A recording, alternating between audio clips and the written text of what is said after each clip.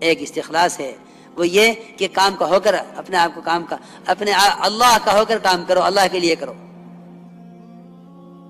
کیونکہ کام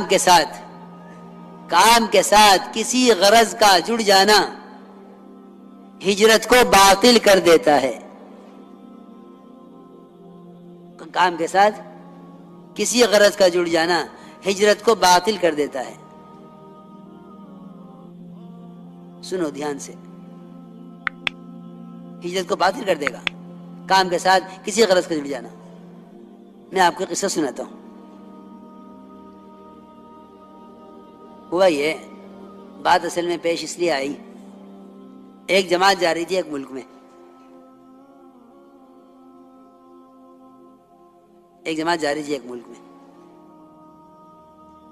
جماعت کے جانے کے وقت ایک صاحب اور آئے کہ جی مجھے بھی جماعت میں جوڑ دیا. بھئی تم پہلے سے کہاں تھے؟ تو ساتھیوں نے کہا کہ نہیں بھئی یہ تو اصل میں بہت اچھی انگریزی جانتے ہیں اور بڑے پرانے ساتھی ہیں، فلاں ملک میں انگریزی کی ضرورت ہے. میری بات بہت دھیان سے سننا بھائی. تو یہ اپنے کسی تجارتی کام سے جا رہے ہیں، وہ اپنا تجارتی کام بھی کر لیں گے اور جماعتیں بھی جڑ جائیں گے. میں نے کہا نہیں بھائی، اس میں تو میں ان کو جوڑنے کا نہیں. یہ اپنا تجارتی کام کریں، جا کے کریں، جب بھی واپس آ جائیں گے تجارتی کام کر کے فارغ ہو جائیں گے اس سے، پھر ہم دیکھیں کوئی جماعت ہوگی اس میں جوڑ دیں گے ان کو. لیکن تجارت اور دعوت دونوں ساتھ چلیں کہ جماعت بھی نکل جاؤں تجارت بھی کر لوں، میں نے کہا یہ تو نہیں ہونے کا. تو کہنے لگے کہ اس میں کیا حرج ہے. میں نے کہا دیکھو بات یہ ہے کہ ہم سیرت پر کبھی غور نہیں کرتے کہ ہمارے کام کا طریقہ مزاج، ہمارے کام کا طریقہ کیا ہے، مزاج کیا ہے. تو میں نے تو ان کو واقعہ سنایا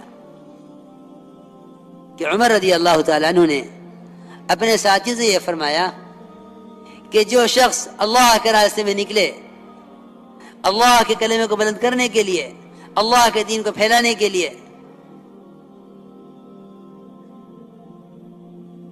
اور پھر وہ شخص غیروں کے ہاتھوں قتل کر دیا جاوے، تو تم اس کو شہید مت کہو. ساتھیوں میں عرض کیا مومنین، ایک آدمی اللہ کے راستے میں نکلا ہے،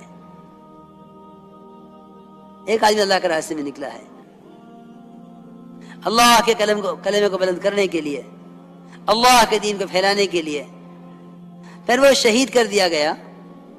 اس کی شہادت میں کیا شک ہے؟ حضرت عمر نے فرمایا دیکھو بات یہ ہے کہ یہ نکلا تو تھا بے شک اللہ کے کلمے کو بلند کرنے کے لیے اور دین کو پھیلانے کے لیے، لیکن نکلنے کے زمانے میں، اللہ کے راستے میں نکلنے کے زمانے میں، یہ بات یاد رکھنا، اللہ کے راستے میں نکلنے کے زمانے میں اس نے گزرتے ہوئے ایک چھوٹی سی تجارت کر لی، کچھ بیچا، کچھ خریدا، جس سے اس کو کچھ نفع ہو گیا، اور وہ نفع بھی آگے اللہ کے راستے میں خرچ کرے گا. فرمایا کہ یہ آدمی اللہ کے یہاں شہید نہیں کہلائے گا. تم یہ کہو کہ اللہ کے راستے میں قتل ہو گیا ہے، اللہ اس کو اپنے فضل سے جنت میں داخل فرما لے.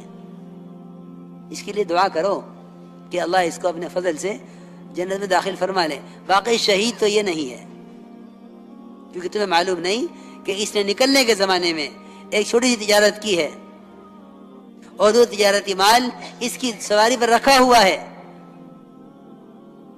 یہ اللہ کے یہاں شہید نہیں کہلائے گا. اس لیے میرے دوستو عزیزوں، میں سوچ رہا تھا، میں نے کہا علماء نے تو لکھا ہے کہ حج میں کوئی آدمی اگر تجارت بھی کر لے تو کوئی حرج نہیں ہے. لیس علیکم جناح ان تبتغوا فضلا من ربکم، کہ تجارت بھی کر سکتے ہو حج کے ساتھ. حالانکہ فریضہ ہے اور زندگی میں صرف ایک مرتبہ فرض ہے، اس میں تجارت کی جا سکتی ہے. یہ کام اتنا نازک کام ہے کہ اپنی ہجرت اللہ کے راستے کے خروج کو اللہ کے لیے اتنا خالص کر لو کہ اس میں ذاتی کوئی کام اگر شریک شامل کر لیا تو ہجرت متاثر ہو گئی.